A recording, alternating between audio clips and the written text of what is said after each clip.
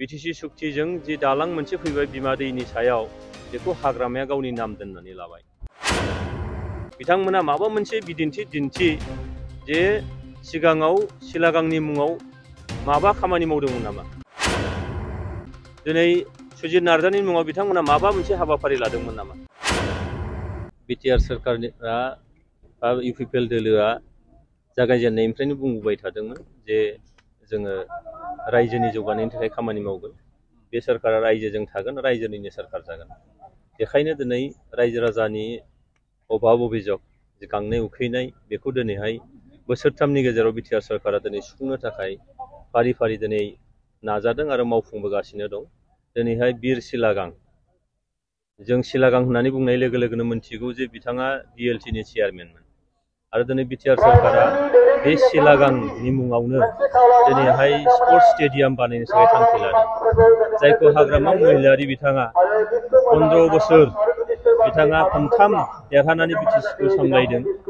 नाथाय जाय मानसिया गिबियावनो बिएलटिनि चेयारमेनमोन आरो बिएलटिनि दानानै चेयारमेन जानायनि उनावनो बिएलटिजों बिटिसि सुक्ति जादों, नाथाय हाग्रामा महिलारिनाव बिथांनि सिगांनि जिफोर दैदेनगिरि बे दैदेनगिरिफोरनि फारसे जि मोनसे सिबिनाय अनसायनाय बे मालाबाबो गैया आरो बिथांखौ जों नुबोफेराखै।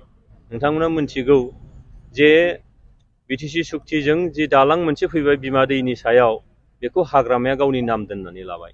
नाथाय बिएलटिनि चेयारमेना सिलागांमोन, बिथांनि मुङाव दोननाय जायाखिसै।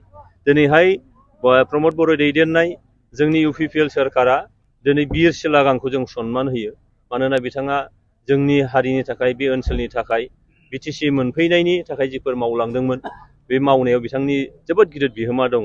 बेखायनो जोङो जोंनि सिगांनि दैदेनगिरिफोर बिर जोहोलावफोर बिथांमोनखौ जों रेसपेक्ट होयो आरो बेबायदिनो बिथांनि मुङाव दिनैहाय मोनफ्रोमबो बिटिसिनि बा बिटिआरनि समस्तिनि सिङाव मोनफा मोनफा स्टेडियाम जागोन आरो स्पर्ट्स स्टेडियाम, बे स्पर्ट्स स्टेडियामनि मुङा मोनफ्रोमबो बिर सिलागांनि मुङाव थागोन। दा बे बिराद गिदिर मोनसे बाथ्रा। बेखायनो दिनैहाय नैबे थाइखा जरायाव बे फिल्डआव जोङो स्टेडियाम बानायनो थाखाय दिनै मानगोनां बिटिआरनि चिफ प्रमद बर' बिथाङा दिनैहाय अन्थाइ खाम्फा गायसनफैबाय आरो बेयाव जों खोनादों जे बिपिएफनिया बुंबाय थादों जे माने ललिपप होनाय माबा होनाय बियो ओरैनो भेग' पावनासो होननानै। जोङो बेखौनो रायजो राजा आरो बिथांमोनखौबो जोङो फोरमायनो लुबैदों, बिथांमोननि खाथियावबो जों बुंनो लुबैदों जे जोंनिया जिफोर सेंसन जाबाय जायखौ दिनैहाय मावनो हाथावथाव बे खामानिखौसो लादों। बेखायनो बिथांमोना माबा मोनसे बिदिन्थि दिन्थि जे सिगाङाव सिलागांनि मुङाव माबा खामानि मावदोंमोन नामा?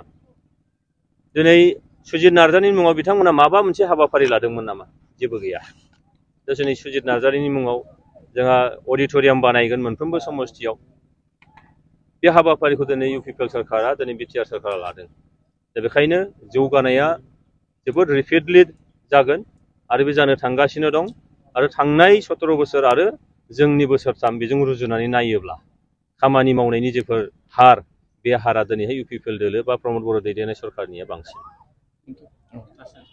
क'क्राझार नोगोरनि आरएनबि लामाजों थांनाय बागानसालि वार्ड नाम्बार 8आव रायजो राजाफोरनि गोग्गो देहा लाखिनो थाखाय सानजोरां इन्टारप्राइजआ गोदानै जेनेसा वेलनेस प्राइभेट लिमिटेड बेखेवदों।